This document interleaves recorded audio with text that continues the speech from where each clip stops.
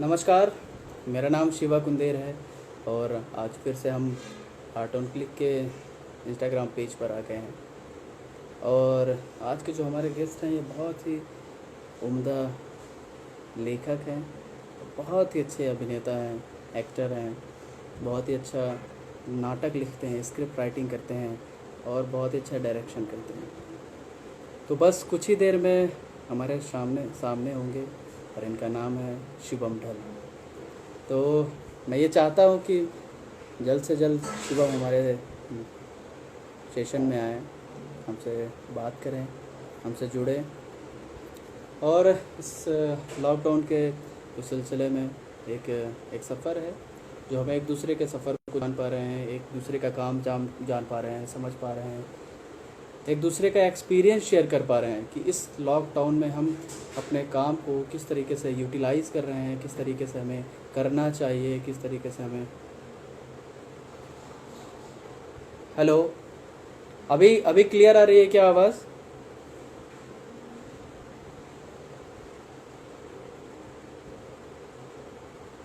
तो हमें अपने लॉकडाउन को किस तरीके से इस्तेमाल करना चाहिए एज आ एक्टर, एज आ आर्टिस्ट। यहाँ पे जुड़े हुए हैं पटेरिया जी, अमन कुमार, अजीत जी, थैंक यू सो मच हमारे साथ जुड़े रहने के लिए। पटेरिया जी,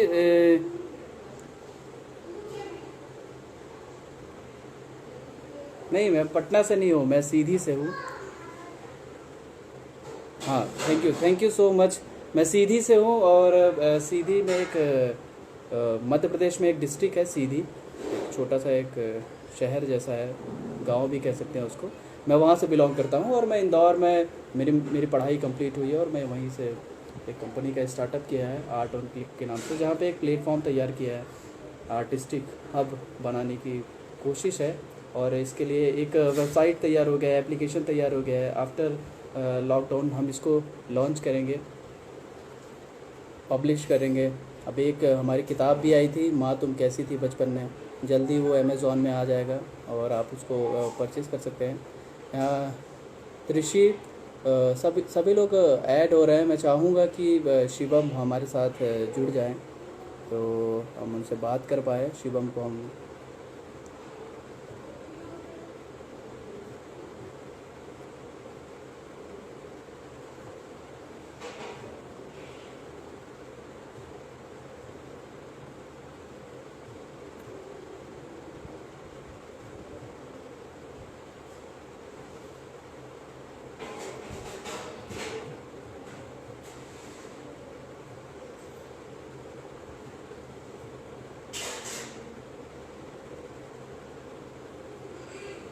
या शिवम आ गए हैं तो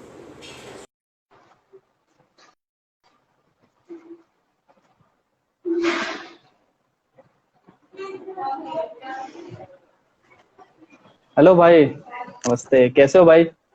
बहुत बढ़िया शिवा भाई, आप बताओ कैसे हैं। बहुत बढ़िया हूँ। आवाज़ आ रही है क्या मेरी? मुझे आ रही है, आपको आ रही है मेरी आवाज? हाँ हाँ, आ रही है, आ रही है। एक्चुअली ये नया ईयरफोन है तो इसका अंदाज ही नहीं लग रहा है कि कितना बोलना चाहिए, कितना साउंड निकालना हाँ, मैं चाहिए। बिना ईयरफोन्स के कर रहा हूँ। आपको ठीक आ रही है ना आवाज? हाँ, मुझे ठीक आ रही है प्रॉपर। अगर यहाँ पे जो हमारे साथ जुड़े हुए हैं, अगर इन्हें अगर कुछ भी लगता है आप लोगों को तो फिर आप बता सकते हैं। यहाँ पे पटेरिया केतन जी हैं, वो बोल रहे हैं कि परफेक्ट है। Thank you so much.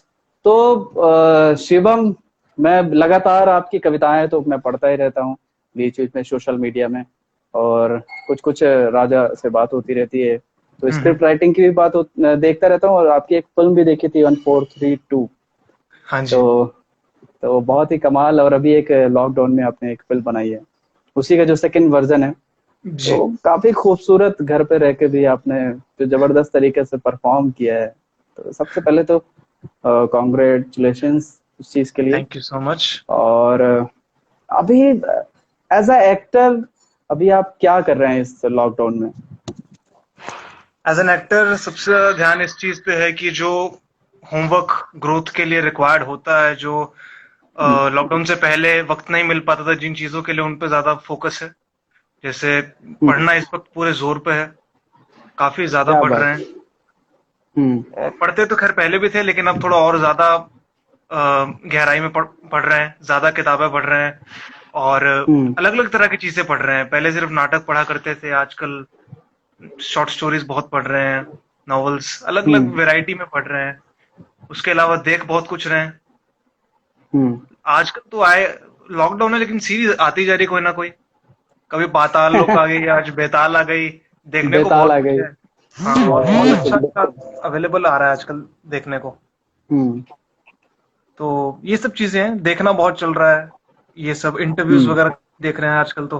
बहुत अच्छी, हम्म। ये सब अच्छी बात लग रही है, फोटो बहुत अच्छी है, और बड़े बड़े लोगों के इंटरव्यूज देखने में बहुत मजा आ रहा है। हम्म। तो अब जैसे आपने बताया कि आप लिख रहे हैं, पढ़ रहे हैं, तो कई बार ऐसा लगता है कि अरे यार ये तो मैं समझ ही नहीं पाया था, पहले कभी मैंने पढ़ा होगा। ऐसा कभी होता है कि आपके साथ कि आपने पढ़ा और क्लियर?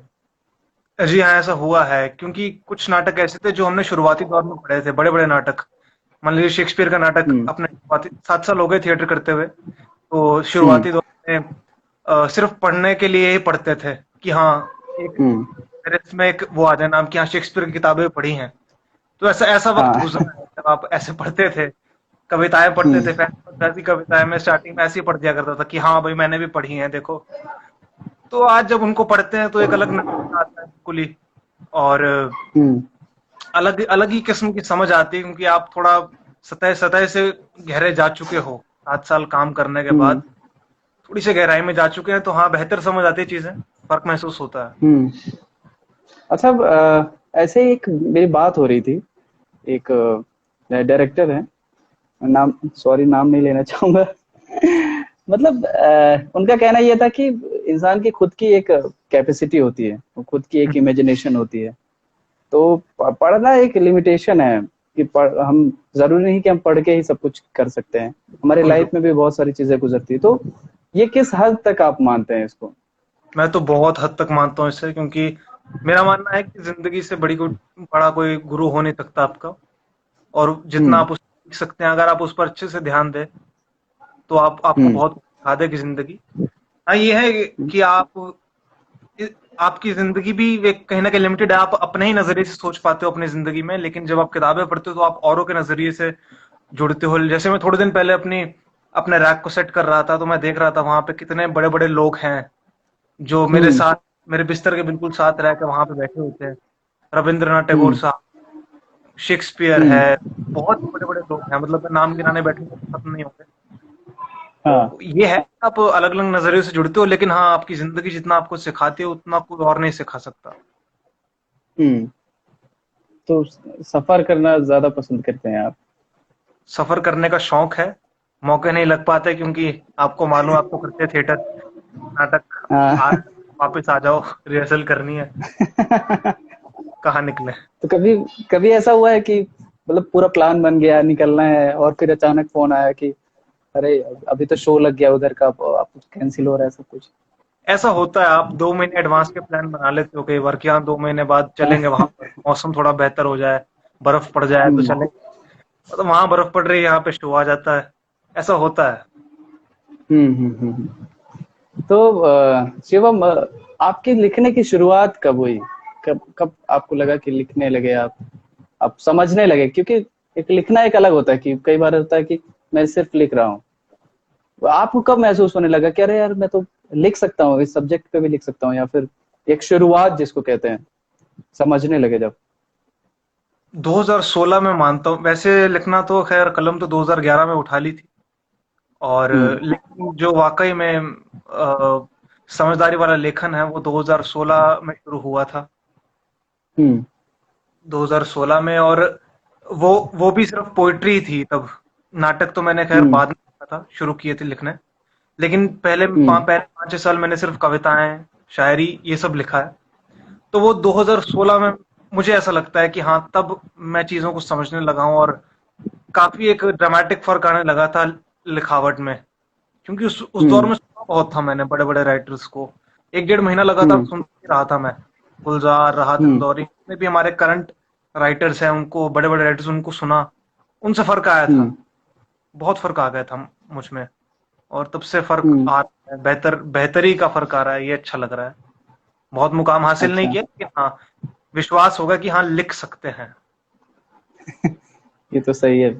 तो कुछ अगर आपको याद हो तो कुछ मैं कविता सुनना चाहूंगा। यहाँ जितने भी लोग जुड़े हुए हैं। हाँ,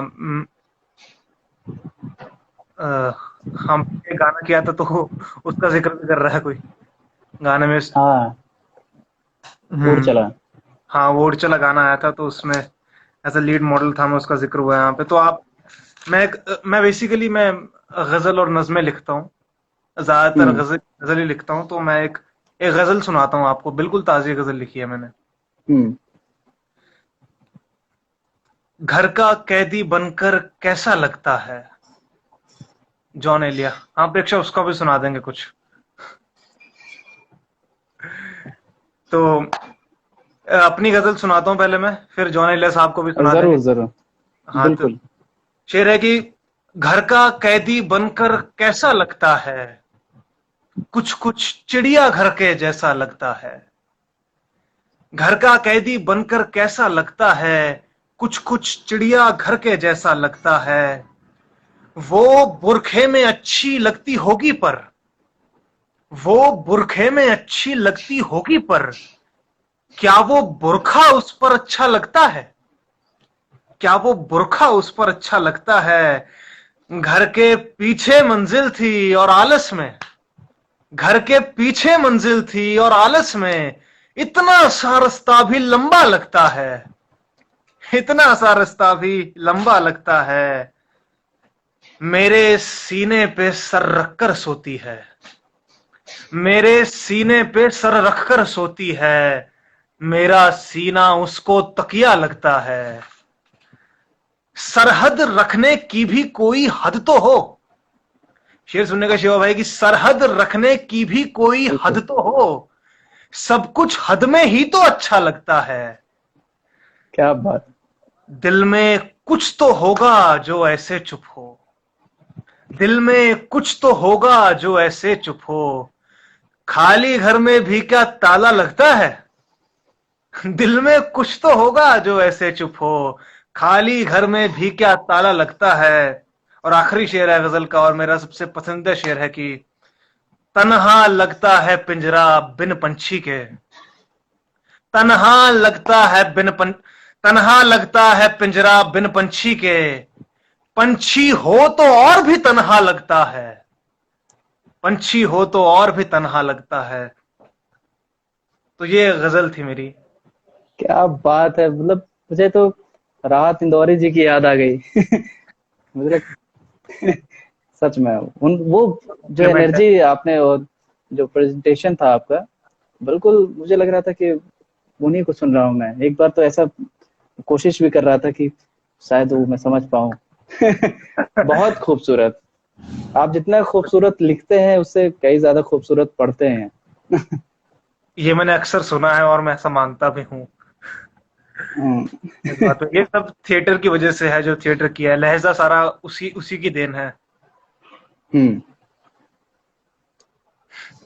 बहुत बहुत यहाँ शुक्रिया। पे सभी लोग कह रहे हैं, यहाँ पे दामयंती दी भी जुड़ी हुई है हमसे। वो बोली क्या बात है, इंदौर में रहती हैं वो, कथक डांसर हैं।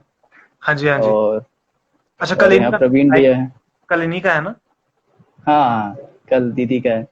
हाँ जी, दीदी हाँ की जी। भी एक अलग लाइफ है, किस तरीके से उन्होंने स्ट्रगल किया और कैसे कैसे फिर घर पे लड़ाई करके उन्होंने शुरुआत की। कथक हम्म। करना, क्योंकि फिर ऐसे ही यहाँ पे प्रवीण भैया जुड़े हुए हैं, प्रेक्षा है हम्म। और रूपेश है, काफी सारे लोग।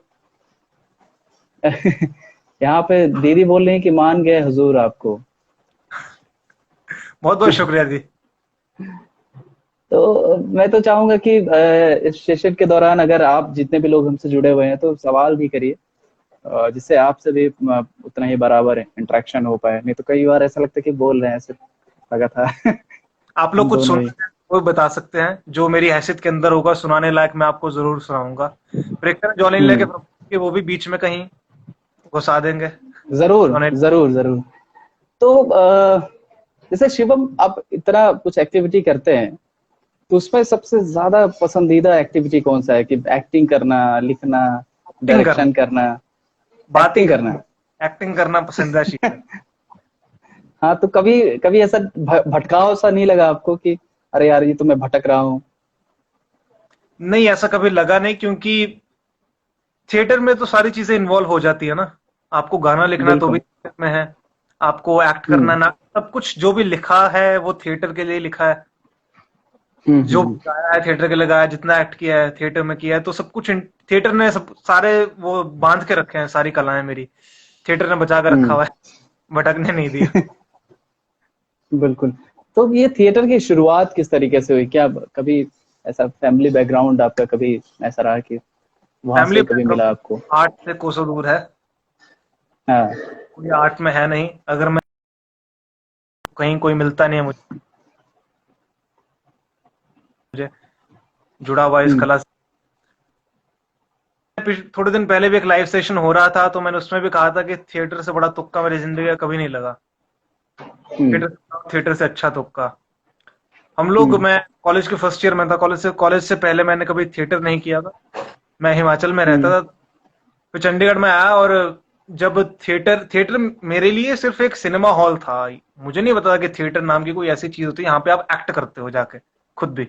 हम्म तो कॉलेज में जाकर एक नोटिस बोर्ड पे लगा हुआ था कि थिएटर टीम है, आप ज्वाइन करना चाहते हैं तो आइए, ऑडिशन वगैरह दीजिए। तो उसमें मेरी दिलचस्पी उसमें भी नहीं थी, बस मुझे मेरे दोस्त ने हम्म कहा कि आप देख लेते हैं, एक बार ट्राई कर लेते हैं क्या जाता है। हम्म मुझे कुछ आर्टिस्टिक करना था, लेकिन क्या करना था कभी मालूम नहीं था, और जब तक उस हम्म हॉल में नहीं गया तब तक मुझे मालूम नहीं था। और जब उस हम्म हॉल में चला गया, फिर काफी दरवाजे जिंदगी खुल गए। हम्म वहां से शुरुआत हुई थी, कॉलेज की टीम थी जीसीडीसी, गवर्नमेंट हम्म कॉलेज ड्रामेटिक क्लब। तो वहीं से शुरुआत हुई थी, 3 साल वहां पे थिएटर किया, उसके बाद प्रोफेशनल शुरू कर दिया अमित हम्म भायली भाई के साथ। हम्म। तब से के साथ हैं और उन्हीं से सीख रहे हैं। वाह। तो घर पे कभी ऐसी समस्या नहीं हुई कि घर वाले बोल रहे हो कि क्या कर रहा है, या फिर कैसे समझाया आपने उन्हें कि ये भी एक प्रोफेशन है? शुरुआती दौर में मुश्किल हुई थी, क्योंकि जब मैं कॉलेज में आया था तब मुझे जो घर वालों ने सपने दिखाए थे और जो मैंने देखे थे वो आईएएस के थे। हम दोनों पीढ़ियों के मिला के जो सपना था वो आईएएस बनने का था, और तैयारी चल रही थी 3-4 महीने से। फिर कॉलेज शुरू हम्म कर दिया, यूथ फेस्टिवल कर लिया एक एक महीना, और उसके बाद ना घर वालों ने मुझसे पूछा कि तू क्या करेगा, आईएएस की तैयारी कर रहा है कि नहीं, ना मैंने कभी की तैयारी। बताना नहीं पड़ा, हम्म ना बिना कहे बहुत कुछ जाहिर हो गया था। एनर्जी पास हो गई थी कि हाँ ये यही करेगा, कुछ और करेगा नहीं, ऐसा लग रहा है। तो हम्म उन्होंने मुझे फोर्स नहीं किया कभी घर वालों ने, ये मैं हम्म अपनी खुशकिस्मती मानता हूँ कि घर वालों ने कभी मुझे धक्का नहीं किया किसी चीज के लिए। उन्होंने हम्म ये हो गया शुरुआत में कि हाँ आप थोड़ा सा, मतलब होता है आप घर वालों को थोड़ी सी भी झलक दिखा दो कि हाँ इसमें कुछ है, पॉसिबिलिटीज हम्म हैं तुम्हारे लिए, तो शायद उनको लग जाए। तो शुरुआती दौर में मुझे सावधान इंडिया का एप्लीकेशन मिल गया चुपके से। तो उसमें हम्म 2014 की बात, 2013 में शुरू किया था, एक साल बाद मिल गया था, तो ऐसे बवाल सा मच गया था रिश्तेदारों में कि हाँ टीवी पे आ गया लड़का। तो वो, हाँ वो था एक चीज। सबसे जब पहली बार लिखना शुरू किया तो टॉपिक क्या था, ये मुझसे पिछले लाइव सेशन में पूछा गया था, और 2011 में शुरू किया था। जी मैंने तो स्कूल में था उस वक्त में, 9वीं क्लास का था, तो जरूर किसी लड़की के लिए लिखा होगा, यही तो जवाब है। वो आवाज कट रही है आपकी। आवाज। हाँ मैं कह रहा था कि 2011 में शुरू किया था लिखना, हाँ। तब 11वीं क्लास थी और अंत चल रहा था, तो उसका तो जरूर किसी लड़की के लिए लिखा होगा, पहला कुछ जो भी लिखा था। तो कुछ याद है आपको, कुछ पंक्तियां? नहीं, शुरुआती की तो नहीं। वो तो हाँ। डायरी में जो शुरू हुई थी वो खत्म भी हो गई, और दोबारा पता नहीं, मैंने सालों से खोल के भी नहीं देखी होगी, धूल जम गई होगी बेचारी पर। कि वो डर लगता होगा अभी। पढ़ी नहीं जाती है वो। सही है। पर हाँ, कुछ शुरू चीजें हम। पंजाब में एक ट्रेंड होता है, पंजाब में लिखने गाने का बहुत ज्यादा ट्रेंड है। ऐसा कहा हम्म जाता है पंजाब में कि हर तीसरा आदमी सिंगर है, हर चौथा आदमी लिखने वाला होता है, शायर होता है, तो मैं हम्म। चौथा था। अच्छा। तो तब तो आप गाते भी होंगे थोड़ा बहुत, ये कुछ मतलब कुछ थोड़ा पहाड़ी बहुत फोक। ना, पहाड़ी। पहाड़ी फोक अगर वहां से, जैसे हिमाचल से आपने बताया कि पहले हिमाचल में थे आप।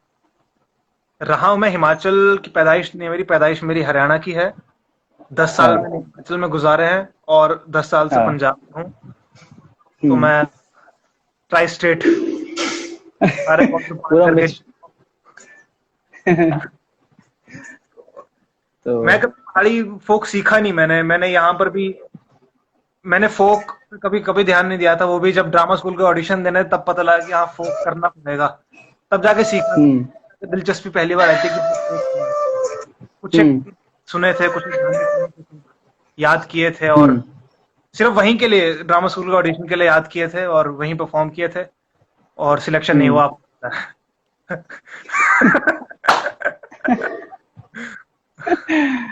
कोई बात नहीं। आप वैसे भी ड्रामा स्कूल नहीं भी जाएंगे तो भी मुझे लगता है कि बहुत अपने आप को एक्सप्लोर कर चुके हैं और बहुत अच्छा करेंगे भी। यहाँ पे कोई फेवरेट गजल? गजल, जी हाँ।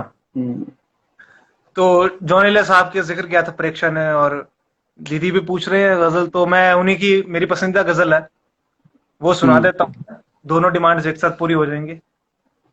ठीक। जॉन एलिया साहब, जिन्होंने नहीं सुना वो शायद इस गजल के बाद जाके जरूर सुनेंगे उन्हें। मैं एक मिनट एक घुट हम्म पानी पी लूं जरा।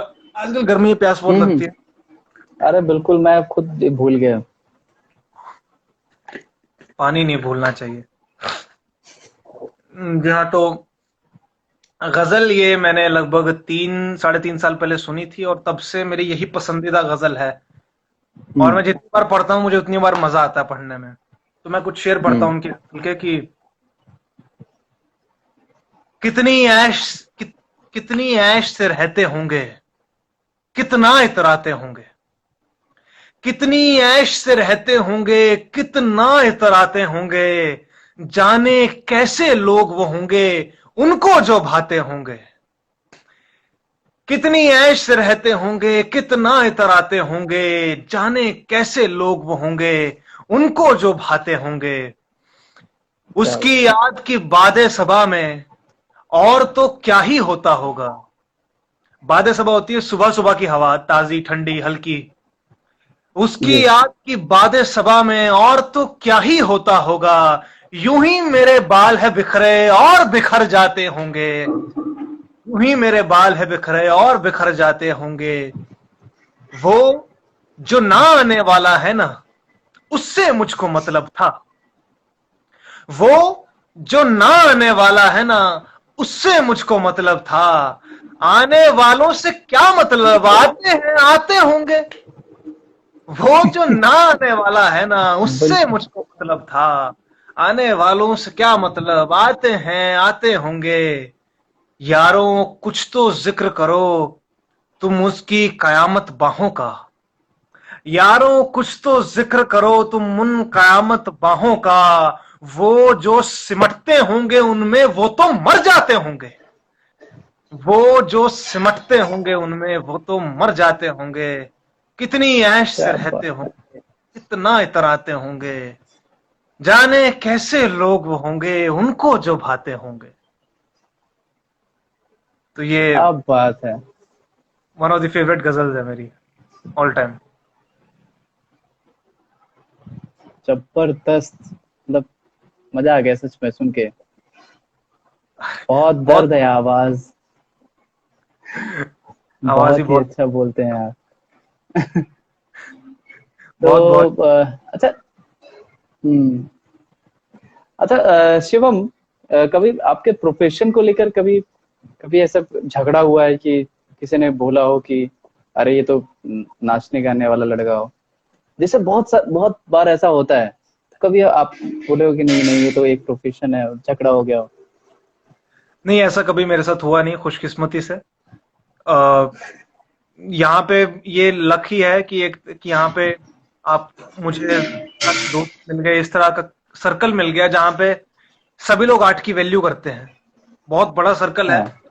क्योंकि पोइट्री भी है, राइटिंग भी है, स्क्रिप्ट राइटिंग, और ये थिएटर तो है। ये तो बहुत बड़ा सर्कल है और सब लोग आर्ट को बहुत अहमियत देते हैं, जितने भी हम्म। सर्कल में लोग हैं।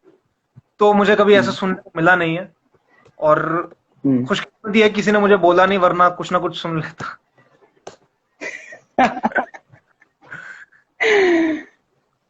अच्छा, बचपन आपका कहाँ बीता, कैसे बीता? जैसे आपने 3 अलग अलग जगह अपना समय बिताया, हरियाणा में, फिर उसके बाद हिमाचल, फिर पंजाब।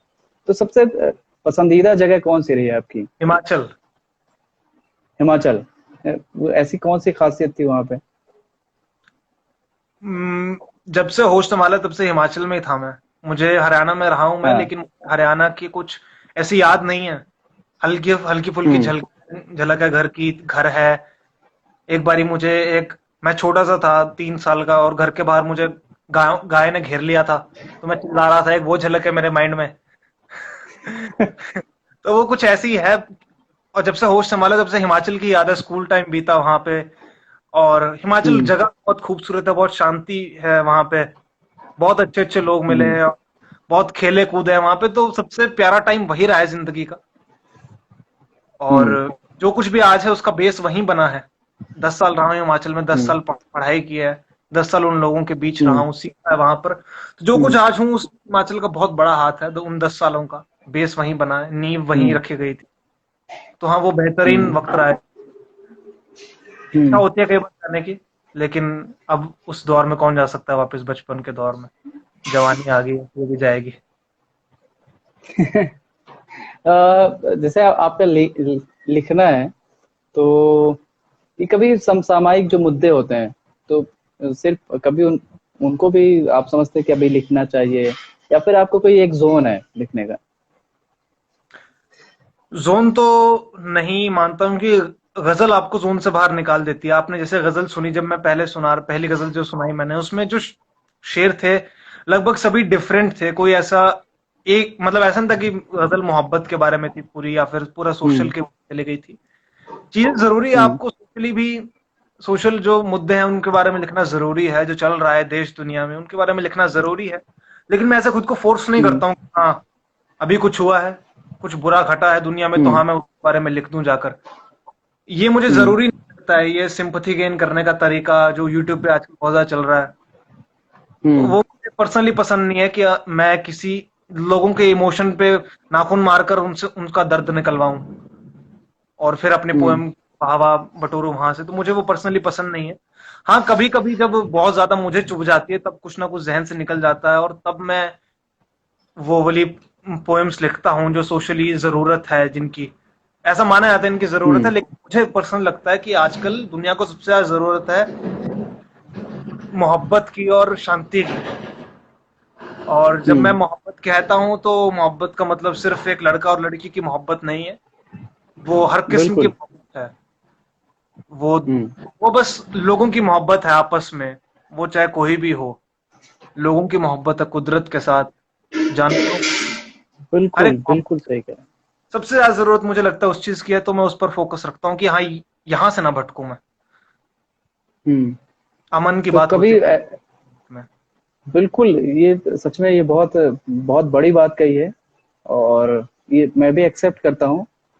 और मुझे भी यही लगता है कि एक प्रेम ही एक ऐसी चीज है कि हम कभी भी कुछ भी करवा सकते हैं, कुछ भी कर सकते हैं उसके बिल्कुल। बलबूते पर।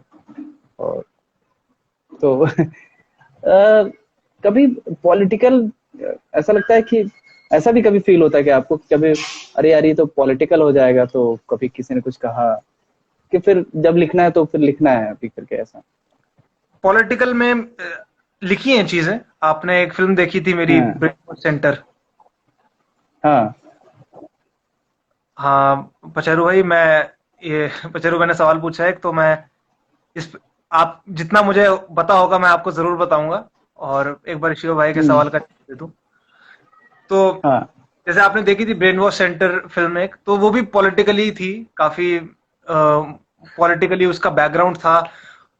मेरा ध्यान ज्यादा रहता है कि मैं फेयर रहूं। आमतौर पे ऐसा होता है, हम लिखते हैं ना तो एक बायस्ड तरीके से लिख देते हैं कि हमें कोई आदमी नहीं पसंद है तो हम उसकी बुराई कर देते हैं नज्मों में, अपनी कविताओं में, या कोई भी स्क्रिप्ट लिखते हैं तो हम्म। ऐसा हो जाता है। ये बहुत नेचुरल है, मैं ये नहीं कह रहा हूँ, इल्जाम नहीं लगा रहा हूँ किसी पर, कोई करता, बड़ा नेचुरल होता है हमारे साथ। जो चीजें हम्म। हमें पसंद है हम उनको अच्छा ही लिखेंगे, और जो चीजें हमें नहीं पसंद है हम उनको बुरा ही लिखेंगे। लेकिन मेरी कोशिश रहती है कि मैं फेयर लिखूं, बराबर लिखूं। जो चीज घट रही है, चाहे वो चीज मुझे पसंद हो चाहे ना हम्म। पसंद, उसका जिक्र हो उस चीज में। हम्म। और हम्म। अगर किसी ने, चाहे कोई आदमी मुझे पसंद ना भी हो, कुछ अच्छा किया है तो उसका भी जिक्र हो। हम्म। न्यूट्रल रहने की बड़ी कोशिश रहती है, जो कि आज के दौर में रहना बहुत मुश्किल है, क्योंकि फेवरेटिज्म बहुत ज्यादा हावी है आजकल। जिसे कोई पसंद है तो बिल्कुल। इतना पसंद है कि कोई हद नहीं है, जिसे कोई हम्म। नहीं पसंद है तो इतना ना पसंद है कि कोई उसकी भी हद नहीं है।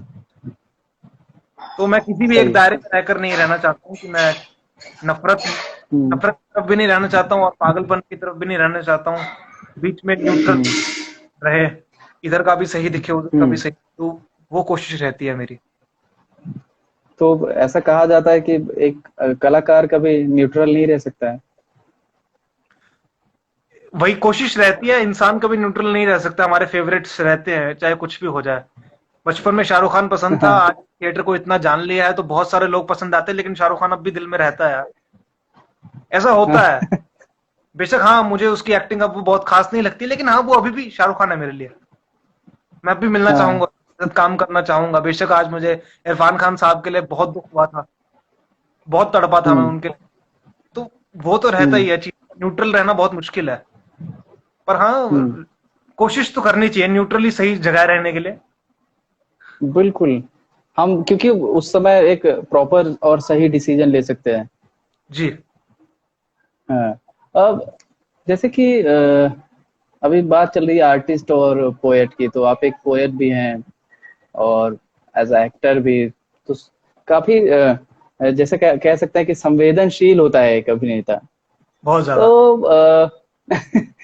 अ, एक एक एक्टर को कितना एक्टिविस्ट होना चाहिए या नहीं होना चाहिए, या फिर वो बस कोई घटना हो जाए उसके बाद वो किसी किरदार को करे और अपने काम से काम मतलब रखे। एक्टिविज्म एक बहुत ही अलग चीज है, क्योंकि अगर आप उसमें घुसते हो तो फिर आप बहुत देर तक कलाकार नहीं रह पाओगे। मैं आप, मैं रोकना चाहूंगा बीच में जी। कि मैं उस चीज की बात नहीं कर रहा हूँ मैं कि किसी आंदोलन में जाए या फिर मैं ऐसा कहना नहीं चाहिए। मैं जैसे स्वरा भास्कर जी, ठीक है, तो मैं रोड पे उतरने की बात नहीं कर रहा हूँ। इरफान खान साहब भी थे कि वो भी विरोध करते थे लेकिन अपना काम कभी नहीं छोड़ते थे। तो हाँ हाँ। मुझे लग तो मतलब इस एग्जांपल में तो एक एक्टर को, थिएटर आर्टिस्ट जैसे एक समाज का एक आईना होता है, तो वो किस हद तक होना चाहिए आपके हिसाब से? मेरा ये मानना है कि इतनी क्षमता तो सिर्फ एक आर्टिस्ट में नहीं है, कोई भी दुनिया का प्रोफेशन हो, उस आदमी में होनी चाहिए कि वो हाँ। सही को सही कह सके और गलत को गलत कह सके। इतनी क्षमता हाँ। होनी चाहिए। और अगर सही को सही कहने वालों की गिनती बढ़ गई तो फिर अपने आप गलत को गलत अपने आप गलत कहने वाले पीछे हट जाएंगे। बस थोड़ी गिनती का फर्क है, मेजोरिटी जीतती है, हम्म। देखते हैं तो। सही को सही कहने वाले कम है, या बाहर निकल के नहीं आते क्योंकि खतरा है, होता है, मिल मिल हम्म। जाता है। ये कहने में भी हम्म। खतरा है कि खतरा है। ये तो सही है। एक मैं जिशान अयूब जी का वो इंटरव्यू सुन रहा था। हाँ हाँ। तो उसमें भी वो कहते हैं कि जब कभी हम इंटरव्यू देने के लिए जाते हैं या फिर ऐसा, तो हमारे पास फोन आता है कि अरे वो ऐसा मत बोलना वैसा मत बोलना, आगे कैरियर के लिए प्रॉब्लम हो सकता है। ऐसा होता है, तो ये सही। ये है कई बार घर घर वालों से इधर उधर से कि हाँ रिस्की हो सकती है चीजें तुम्हारे लिए, लेकिन मन नहीं मानता है तो हाँ। बोल देते हैं। हम्म। शायद जो हम सोच रहे हैं गलत ही हो, हम ही लोग गलत हो, लेकिन हाँ फिर भी अभी तो जो सही लग रहा है हम्म। उसका साथ देते हैं, जी तोड़ के देते हैं। हम्म। आप जैसे एक एक इतने समय से आप थिएटर कर रहे हैं जी। और काफी सारे नाटक किए हैं आपने और लिखते भी हैं, तो किस हद तक आपको लगता है कि एक आईना जैसे है, एक थिएटर एक आईना जैसे है और इसको होना चाहिए? हाँ, ये एक बड़ा बड़ा क्रिटिकल सवाल है ये। मैं भी थिएटर आर्टिस्ट हूँ, मैं भी कर रहा हूँ, लेकिन मैं जानना चाह रहा था कि टोटली आईना तो नहीं होना चाहिए, क्योंकि टूट हाँ। जाते हैं आईने। ठीक है, तो कोई भी कला हो, उसका फर्ज है कि वो हाँ। जो कहानी कहानी दर्शाना कला का फर्ज है, उस हम्म। कहानी में सच्चाई तो हो, सच्चाई सबसे बड़ा रोल प्ले करती है, लेकिन टोटली सच्चाई नहीं रह सकती उसमें। आपको थोड़ा बहुत एलिमेंट कहानी, लोगों को इन्वॉल्व करने के लिए एलिमेंट तो डालने ही पड़ते हैं आपको। आप टोटली डॉक्यूमेंट्री नहीं बना सकते हैं, डॉक्यूमेंट्री फॉर्म में नहीं बना सकते हैं नाटक जो होते हैं। ड्रामेटिक एलिमेंट आपको रखना पड़ता है, और वो अपने नाटकों में रखता हूं मैं बिल्कुल, क्योंकि उसके लिए एक जो आईना जैसे आप कह रहे हैं, उसके लिए अलग फॉर्म है थिएटर में, नुक्कड़ नाटक है जहां पे आप लोगों को अवेयर ही करते, जहां पे आपका वो नहीं देखा जाता कि हाँ स्टोरी लाइनअप क्या है, ये सब चीजें क्या है, जरूरी होती है बात जो आप कह रहे हो और किस तरीके से कह रहे हो, क्योंकि वो उसका पर्पस ही वह है, लोगों को अफेक्ट करना, लोगों तक एक बात को पहुंचाना। तो वो एक फील्ड है हमारे पास, एक अलग कैटेगरी है थिएटर में। तो अगर हम जब हमारा मन करे कि कोई बात पहुंचानी, तो हम उस सेक्शन में जाकर अपनी बात पहुंचा सकते हैं लोगों तक, और बड़े जोरों शोरों से हल्ले गुल्ले से पहुंचा सकते हैं बिना डर के। बाकी जब आप नाटक लिखते हो तब आपको जरूरत के मुताबिक सच्चाई डालनी चाहिए, कहाँ पे कितनी सच्चाई रिक्वायर्ड है और कौन सी रिक्वायर्ड है। दुनिया में हजारों किस्म के सच हैं, और सारे सच एक नाटक में नहीं आ सकते हैं, गिनती के आ सकते हैं जो उस कहानी क्या इर्द गिर्द घूमते हो। तो मेरी कोशिश वही रहती है कि कहानी के इर्द गिर्द जो बातें हैं वो आ जाएं, जिक्र हो जाए। जो नाटक लिखे हैं अभी उनमें टुकड़े टुकड़े रहते हैं सच्चाई, पॉलिटिकल चीजें रहती हैं टुकड़ों में, रिलीजियस चीजें रहती हैं टुकड़ों में, सब चीजें रहती हैं जहां जिसकी जरूरत है, और वो मैं बेखौफ होकर लिखता। और जैसे कि इतने सारे नाटक हैं, बहुत सारे, बहुत लोगों ने लिखा है और बहुत महान नाटक है, बिल्कुल। तो आपको ऐसा क्यों लगा कि मुझे अपने नाटक लिखने हैं और अपने नाटक करने हैं? मोहन राकेश या शेक्सपियर कितने भी बड़े राइटर क्यों ना हो, वो मेरी बात तो नहीं कह पाएंगे। मैं बहुत बड़ा फैन हूँ मोहन राकेश साहब का। आषाढ़ का एक दिन वक्त पे कंटेस्ट होता था पूरा, मतलब याद पूरा टोटली होता था। इतनी संवेदना है उस नाटक में, इतना दर्द है, आज तक पसंदीदा नाटक है। लेकिन जब पहला नाटक लिखा था चाणक्य, तो मतलब बेसिकली जब भी मैंने नाटक लिखा है तो तब हमारे पास स्पेशल टॉपिक्स होते थे कि हाँ हमें इसके इर्द गिर्द नाटक करना है। जब पहला नाटक लिखा था वो था चाणक्य, तो हमें चाणक्य के पास कोई स्क्रिप्ट नहीं मिली आसपास जो कि जैसा डिजाइन हम चाहते हो वैसी स्क्रिप्ट मिल जाए हमें। तो तब आया था टीम के ऊपर बात कि हाँ खुद लिखते हैं। तो मैं था कि हाँ मैंने थोड़ा बहुत शायरी वगैरह लिखी थी, तो एक विश्वास था कि हाँ शायद ये लिख ले, और वो विश्वास सफल हो गया था पहली बार। और एक एवरेज सा नाटक लिख दिया था जो ऑडियंस को पसंद आ गया। कलाकारों की मेहनत की वजह से ऑडियंस को पसंद आ गया था। एक्टर्स ने बहुत जान डाल दी थी, और डायरेक्टर्स तो खैर हमारे माशाल्लाह हैं, तो उन्होंने भी बहुत अच्छा डिजाइन तैयार करके उसको बना दिया था। उसके बाद जब दूसरा नाटक लिखा तब भी हम लोग, मेरे और राजा के ऊपर जिम्मेदारी थी। डायरेक्टर्स ने कह दिया था कि अब तुम करोगे नाटक, हम बिल्कुल दखल नहीं देंगे, तुम डायरेक्ट करोगे, तुम्हें जो करना है करो। हम चाहते थे कुछ वेस्टर्न करना, क्योंकि हम बहुत टाइम से नाटक कर रहे थे। हम वेस्टर्न चाहते थे हम दोनों कुछ, और फैंटेसी चाहते थे।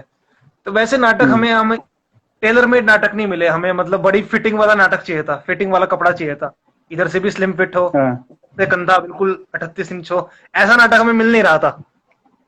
तो हमें कहानी थी एक एंटोन चेखोव की, बड़ी अच्छी कहानी थी, द शूमैन एंड द डेविल। तो हम 3 लोग थे, राजा, मैं और सतविंदर। तो हम लोगों ने उसका डिजाइन बनाया था। तो हमें लगा कि हाँ लिखना, इस छोटी 5 पेजों की कहानी थी, तो हमें उसे नाटक बनाना पड़ा।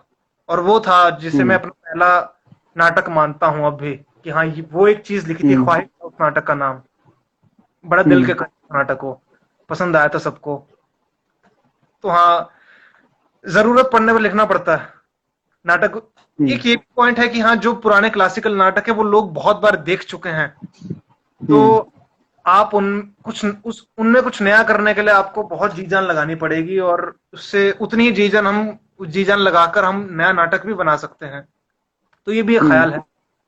हो सकता है छोटा हो, मैं किसी बड़े राइटर को छोटा करने की जरूरत नहीं करूंगा, वो बहुत बड़े हैं, उनके नाटक अभी हम लिखने की हैसियत हुई नहीं है, शायद कभी जिंदगी में लिख पाए शायद। तो जरूरत पड़ने पर लिखा है बस। सही। यहाँ पे एक सवाल था, गजल, नज्म और गीत में क्या फर्क होता है? उस फर्क की बारीकी हम कैसे समझे? कौन सा ऐसा कैरेक्टर है जो अभी तक नहीं निभाया है और आप नहीं निभाना चाहते? ये प्रेक्षक ने सवाल पूछा है, छोटा सा जवाब है इसका, दे देता हूँ पहले मैं। मेरी बड़ी हाँ। इच्छा है कभी कर्ण करने की। मेरा हम्म। पसंदीदा किरदार है, हमेशा बचपन से रहा है। हम्म। और थोड़े वक्त पहले हमने महारथी नाटक किया था, हम्म। तो मैंने अर्जुन किया था। अ, बड़ा दुख हुआ था मुझे जब कर्ण नहीं मिला था, और मैं लाइव कह रहा हूँ, वो लोग देख रहे होंगे जिसने कर्ण किया था मुझे। तो लेकिन हाँ, बड़ी इच्छा है मुझे कभी मौका मिले। मैंने कहा हुआ है जितने भी डायरेक्टर दोस्त है, भाई कभी पिक्चर बनाओ ना कर्ण के ऊपर, तो भाई तो तुम्हारा करेगा। बड़ा ऐसे कहा हुआ है, कसमें दी, कसमें वादे प्यार मोहब्बत सब सारे वो मेथड्स अपनाए हुए हैं मनाने के लिए सबको। तो ये हाँ, ये मेरा ड्रीम कैरेक्टर है। मैं बहुत शिद्दत है इस कैरेक्टर को करने, बहुत मन है। कर्ण के ऊपर शिवाजी सावंत ने एक उपन्यास भी लिखा था। हाँ, मृत्युंजय। वो आपने मृत्युंजय पढ़ा होगा आपने। जी, बहुत कमाल हाँ है वो। वो। नाटक भी आपने महारथी पढ़ा हो तो वो भी बेहतरीन नाटक लिखा है हाँ विभांशु वो वैभव। पढ़ा है, महाभारती महारथी भी पढ़ा है, और उसके बाद अश्वरथी भी। जो कर्ण कर्ण कर्णभारम, कर्ण- रश्मिरथी। अभी बच्चों बच्चों को भी मैं बैठ के बच्चों के साथ पढ़ता हूँ। मैं चाहता हूँ कि बच्चे जो है घर पे, लॉकडाउन है तो इसी दौरान मैं बच्चे भी अपने थोड़ा बहुत याद करेंगे उसके कुछ। घर घर वालों को सुनाता हूँ, हाँ बच्चों को हाँ। सुनाता हूँ। मैं बड़ों को सुना। बच्चों को कुछ कुछ याद हो गया। हमारे घर में 5 5 6 6 साल के बच्चे हैं। हम्म। तो कुछ भैया के बेटे हैं और कुछ चाची के जो बेटे हैं उनके बेटे हैं। तो वो बहुत छोटे छोटे बच्चे इकट्ठे हो जाते हैं, तो कुछ एक्सरसाइज करते हैं, आई ऊ ऐसा। फिर उसके बाद मैं बोलता हूँ कि चलो कुछ बोलता हूँ मैं, तुम रिपीट करना है। तो उसे शोर शराबे में उनको कुछ कुछ पंक्तियां बोलता हूँ और वो रिपीट करते हैं उसको। तो एक अच्छा अच्छा सा माहौल बना रहता है घर पे। बिल्कुल बिल्कुल, बहुत बहुत हम्म। बढ़िया। तो वो तो गजल नज्म की बात हो रही थी। हाँ। तो बेसिकली तो गजल का जितना मैंने मतलब पढ़ा था कहीं पर, तो उसे यही कहते हैं कि गजल का बेसिक मतलब ये होता है कि आप प्रेमी से जो बात कर रहे हो हम्म। उससे गजल कहा जाता है। मैंने मतलब हम्म। पढ़ा, हो सकता है मैं गलत हूँ, किसी को कोई और मतलब पता हो तो प्लीज मुझे बता दे। मैंने यही पढ़ा था, हम्म। तो आप प्रेमी से बात करो उसे गजल कहते हैं।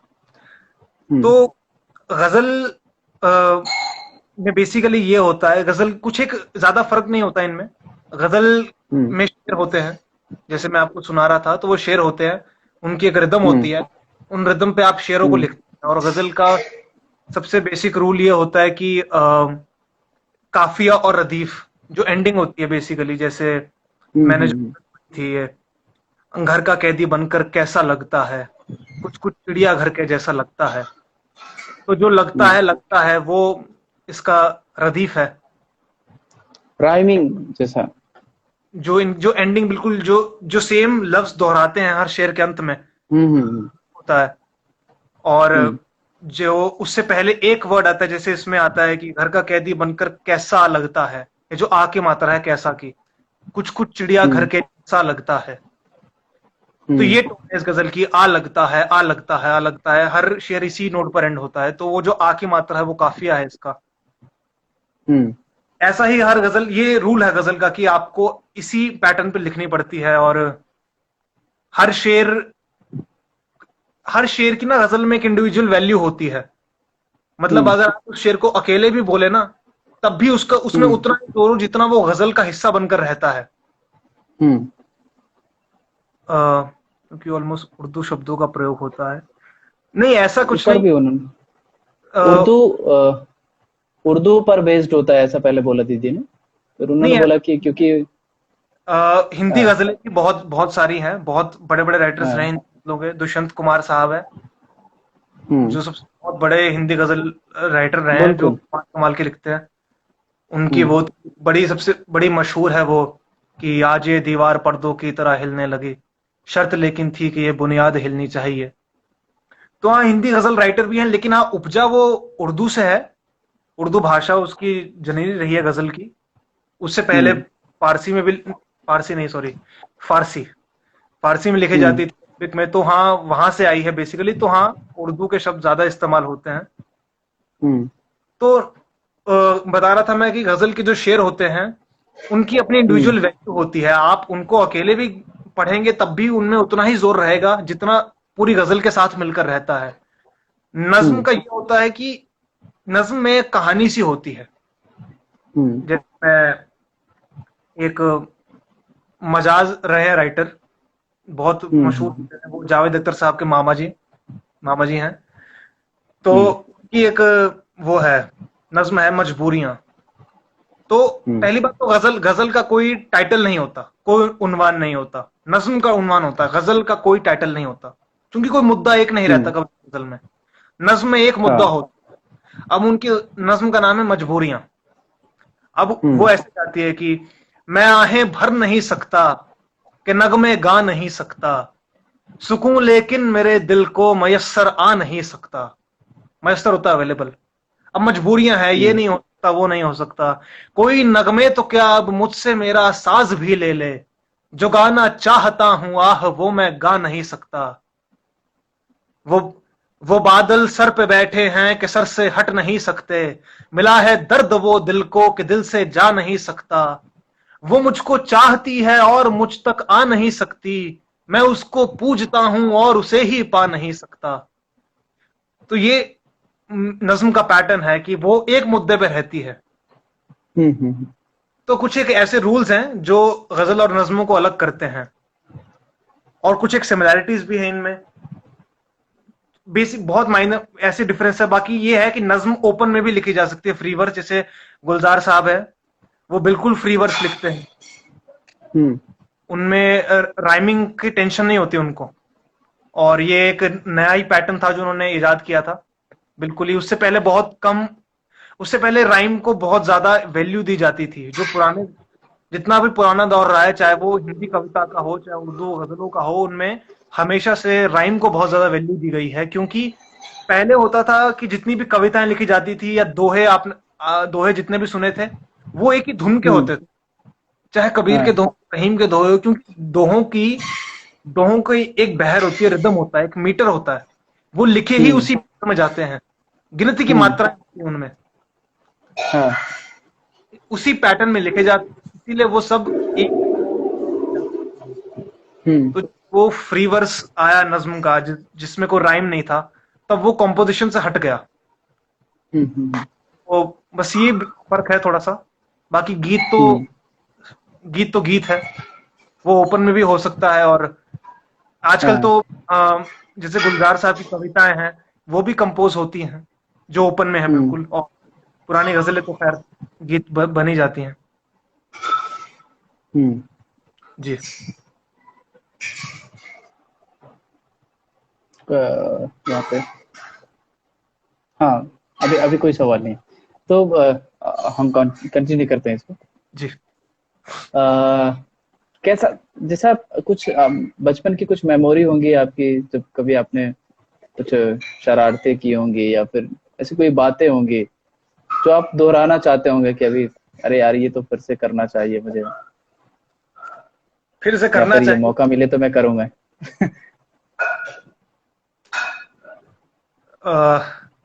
बचपन में तो खेलने का होता था मजा। एग्जाम के बीच में मुझे खेलने का बहुत आनंद आता। जब भी एग्जाम होते थे, मैं तभी घर से निकल जाता था खेलने के लिए। जहां पे मैं रहता था उसके सामने 2-3 घर थे, और बीच में मैं, जितने मेरे हाथ है इतना सा एक विंडो होती थी देखने के लिए।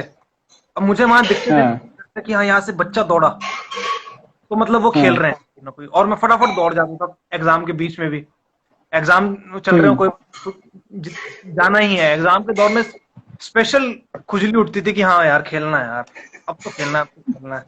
आज तक ऐसा होता था। कुछ एक सब्जियां होती थी बचपन में नहीं खाता था मैं, अब भी नहीं खाता हूँ। घर वाले आज तक परेशान है। वो खैर घर वालों को स्कूल के दौर में पता नहीं लगा था। वो सब्जियां जब भी टिफिन में आती थी तो वो खाली होकर ही घर जाती थी। घर वालों को लगता था मैं खाता हूँ। अब मैंने ये राज खोले उनके आगे कि मैं नहीं खाता था, और मैं अब भी नहीं खाता हूँ। तो अब आप मुझे फोर्स मत कीजिए, मैं 18 साल का हो चुका हूँ। बहुत अच्छा लगा शिवम आपसे बात करके। यहाँ पे जितने भी लोग जुड़े हुए हैं, तो अगर किसी के पास कोई सवाल हो तो सवाल पूछिए, नहीं तो इस सेशन को एक एंड की तरफ लेके जाते हैं हम लोग। बिल्कुल। और मैं चाहूंगा कि आप कुछ कविता से एंड करें इसका, और आपकी कुछ नज्म, गजल, कविताएं, जो भी आपकी पसंदीदा लेखनी में हो या फिर आप जो पढ़ते हो, तो वो जरूर सुनना चाहेंगे। बिल्कुल, मैं तो सुनाने को उत्सुक रहता हूँ। मैं तो ऐसा सोच रहा हूँ, एक दिन अपन प्लान करते हैं कि एक एक घंटे का सेशन रखते हैं ऐसा, जिसमें सिर्फ गजल सुना जाए। मैं भी आपकी लिखी हुई है या फिर दूसरे जिनकी भी। बिल्कुल बिल्कुल। जित आप तो जानते होंगे, आपके मिलके 2-3 लोग कर सकते हैं ऐसा सेशन, जहाँ पे पोइट्री का बिल्कुल। सेशन सबके पास हो, और हाँ। या तो अपनी अपनी का सेशन हो या फिर किसी बड़े राइटर्स की, हम उनकी प्रस्तुति करें। अच्छा है, हम्म बड़े बड़े हम्म। राइटर और लोगों तक कविताएं पहुंचे, जो सुन रहे हैं दर्शक।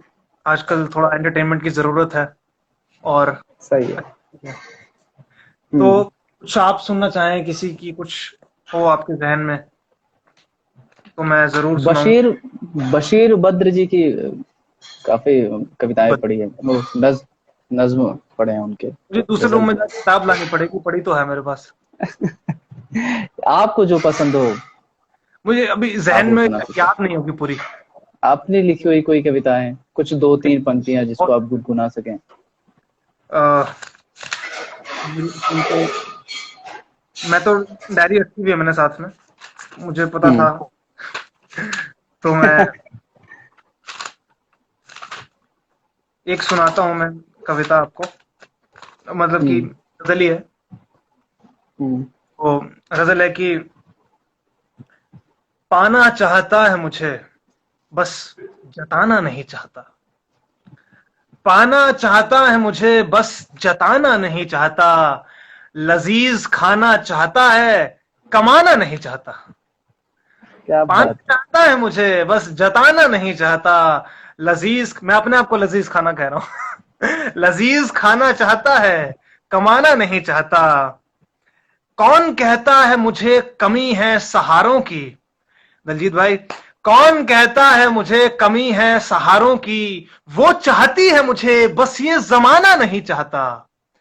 वो चाहती है मुझे, बस ये जमाना नहीं चाहता। चाहूं तो इश्क कर सकता हूं फिर तुमसे। चाहूं तो इश्क कर सकता हूं फिर तुमसे।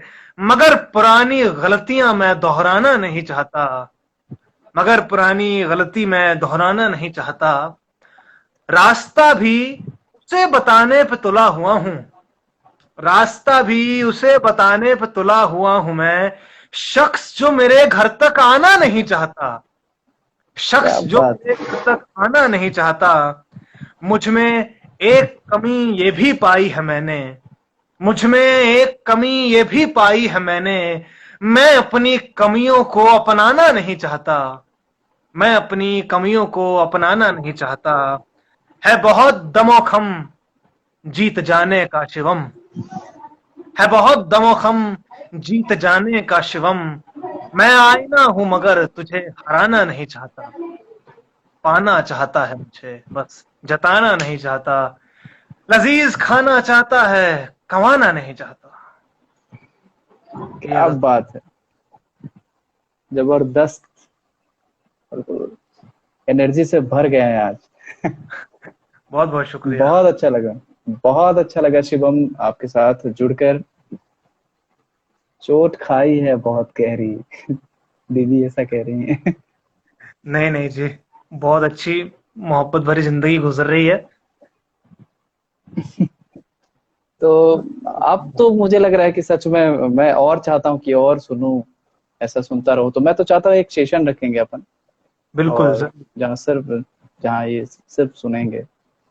तो बहुत जरूर। बहुत अच्छा लगा। Thank you so much Shivam, कि थैंक यू ऐसे मच एक आप। बार बात हुई आपसे, और आपने बोल दिया कि हाँ हाँ ठीक है अपन कर लेते हैं बिल्कुल, सेशन। जब मर्जी। हाँ, तो thank you so much Shivam. यहाँ पे सारे लोग, जितने भी लोग जुड़े हुए हैं हमसे, राजा हैं, एक बार नाम ले लेता हूँ। कुछ लोगों का तो नाम ऐसा रहता है इंस्टाग्राम में कि पढ़ना मुश्किल रहता है। अपने नाम बता दीजिए सब। तो आपको शाउट आउट दे दे हम लोग एक।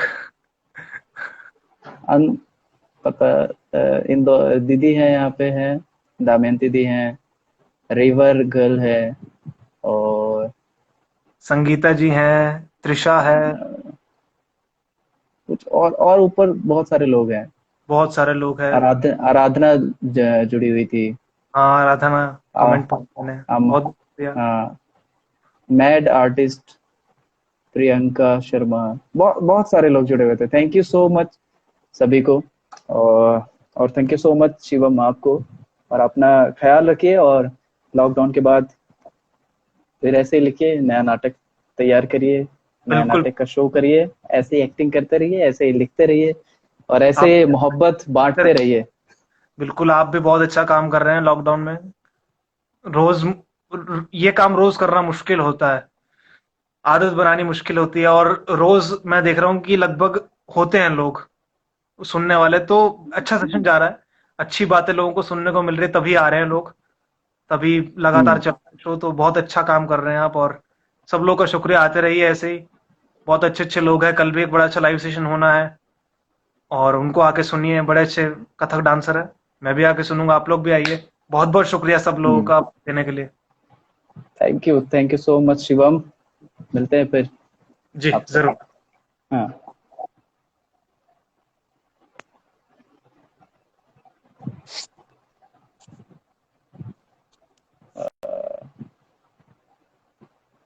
जितने भी लोग जुड़े हुए थे हमारे साथ, थैंक यू सो मच। आप रोज हमारे सेशन में आते हैं। मैं कोशिश कर रहा हूँ कि ज़्यादा से ज़्यादा लोगों को इंटरेक्ट कर पाऊँ, और ये भी कोशिश कर रहा हूँ कि अभी जो सेशन है 4 बजे कर दिया हमने, तो 2-2 घंटे का सेशन रख रहे हैं कि कभी लंबी बात हुई तो कर सकते हैं। और कोशिश करेंगे कि 12 से 2, 2 से 4 और 4 से 6 का सेशन रखने का कोशिश कर रहे हैं। तो जितने भी लोग जुड़े हुए हैं हमसे, तो ज़रूर आप आइए और ढेर सारे सवाल करिए, ढेर सारे, और खूब सारी कविताएं लिखिए। मैं भी चाहूंगा, और कविताएं लिखिए, और टैग करिए, आर्ट ऑन क्लिक को फॉलो करिए, और खुश रहिए। जैसा कि शिवम ने कहा, बहुत ही कमाल की बात। और ये मैं थैंक यू कहना चाहूंगा शिवम को, कि उसी की बात दोहराते हुए सेशन को खत्म करूंगा कि मोहब्बत बांटते चलिए सभी में। चलिए, अलविदा, मिलते हैं। Thank you so much.